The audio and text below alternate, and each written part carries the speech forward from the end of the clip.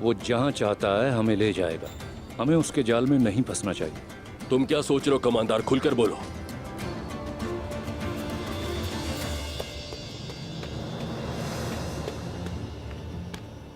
हुजूर, बात कर सकता हूँ? अगर तुम्हारे पास कोई अहम खबर नहीं है तो सारा गुस्सा मैं तुम पर निकाल दूंगा। बोलो। हुजूर, उस्मान साहब के सिपाही हवेली पर हमला करके मेहमान लड़की को ले गए।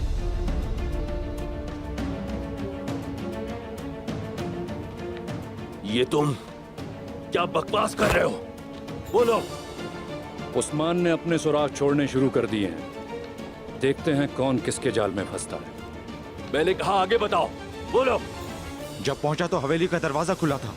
अंदर दाखिल हुआ तो लाशें देखी।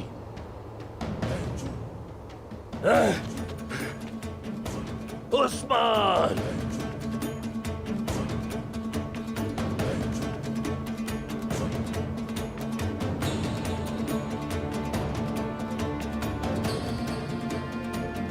उसने हवेली पर हमला करके बहुत बड़ी गलती की है।